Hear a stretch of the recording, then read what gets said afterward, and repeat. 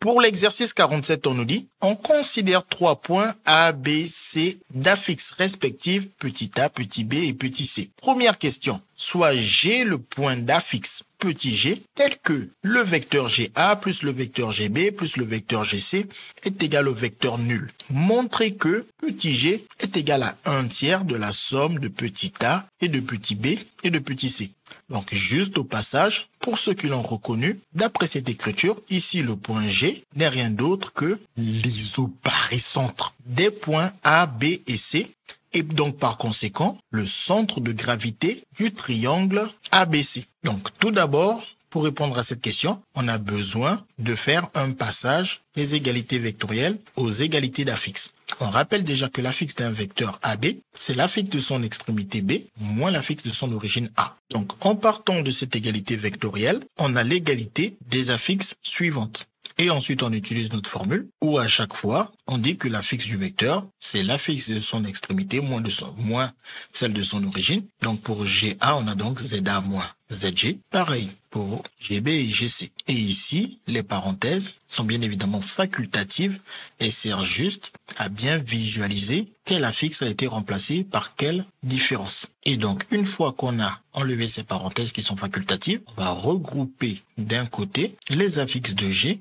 et de l'autre côté les affixes des points ABC. Mais avant, bien évidemment, on nous a donné des notations pour les affixes des points ABC. Donc, ZA, on sait que c'est A, ZB, CB et ZC, c'est C. Et pareil pour l'affixe du point G, ZG, on sait que c'est simplement G. Donc, on obtient alors cette nouvelle écriture de notre égalité. Bien évidemment, vous auriez pu le faire dès le départ. Ces deux lignes sont bien évidemment facultatives. On peut directement passer de celle-ci à celle-là. Ensuite, on a A, B, C. Et là, on a moins G, moins G, moins G, ce qui nous fait moins 3G, que l'on fait passer de l'autre côté et qui devient 3G. En plus, ensuite, on divise par 3 et divisé par 3. Cela nous donne alors que G est égal à A plus B plus C sur 3. Soit que G est la moyenne des affixes des points ABC. Et comme divisé par un nombre, c'est multiplié par son inverse, divisé par 3 revient à multiplier par son inverse 1/3. Puis en utilisant la symétrie de la relation d'égalité, on peut donc dire que G est égal à 1/3 de la somme de A, B et C. CQFD, ce qu'il fallait démontrer. Pour la question 2, on nous dit, on suppose les valeurs suivantes pour A, B et C. Dans un repère orthonormé, OUV, placez les points A, B, C et G. Donc, comme on nous a donné des valeurs pour A, B et C, cela va nous permettre de calculer alors l'affixe de G à l'aide de notre formule. Donc, on sait que G, c'est 1/3 de A plus B plus C. On remplace alors A par la valeur qu'on nous a proposée, 2 plus 3i, et B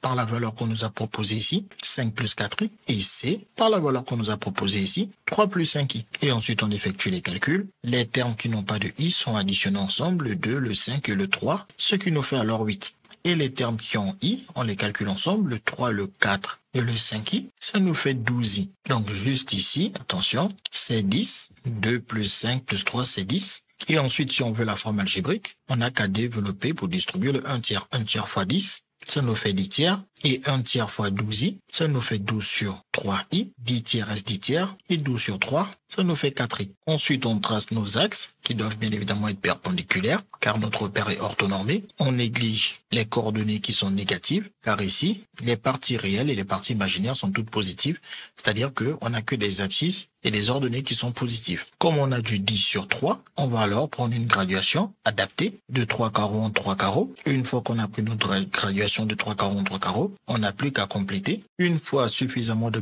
graduation faite, on va placer chacun des points.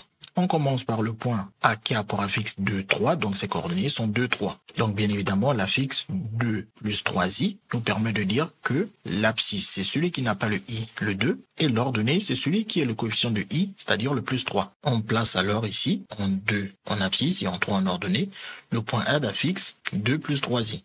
On va faire la même chose pour B, qui vaut 5 plus 4i, donc son abscisse c'est 5 et son ordonnée c'est le 4. On place ici, en 5 et en 4, le point B d'affixe 5 plus 4i. Et ensuite ici, le point C il a pour affixe 3 plus 5i. Et donc là, on a placé le point C d'affixe 3 plus 5i. Et par conséquent, on a donc nos 3 points qui forment alors le triangle ABC. Ensuite, pour le point G d'affixe 10 tiers plus 4i, le 10 tiers, pour le trouver, comme on compte le 3 carreaux en 3 carreaux, pour avoir le 10 sur 3, chaque carreau nous fait 1 tiers. Car ici, c'est une unité, c'est 1 divisé en 3 carreaux, donc un carreau fait 1 divisé par 3, c'est-à-dire 1 tiers. Donc, on n'a qu'à compter 10 fois un petit carreau. Déjà, en arrivant à 3, on a 3 fois 3 petits carreaux, c'est-à-dire 9 tiers. Et en rajoutant un petit carreau, on a donc 10 tiers. On n'a plus qu'à placer le point G de coordonnées 10 tiers 4, car son affixe est 10 tiers plus 4i. Et comme on avait dit qu'il s'agissait du centre de gravité, on peut vérifier que les droites AG, BG et CG sont les médianes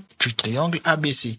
Ici, on ne fait pas bien évidemment la démonstration, on regarde juste à quel point cela semble plausible. Sur la figure, on peut très bien conjecturer que la droite AG passe par le milieu de BC, tout comme la droite BG passe par le milieu de AC, tout comme la droite CG passe par le milieu de AB. La question n'étant pas demandée, donc on ne va pas faire la démonstration, mais le schéma semble clairement l'indiquer. Et comme G est le point d'intersection de ces droites qui sont bien évidemment les médianes de notre triangle ABC, alors G en tant que point d'intersection des trois médianes est alors le centre de gravité du triangle ABC, comme indiqué d'après l'égalité ici, où on avait compris que G n'était rien d'autre que l'isobarycentre des points ABC, CQFD, ce qu'il fallait découvrir.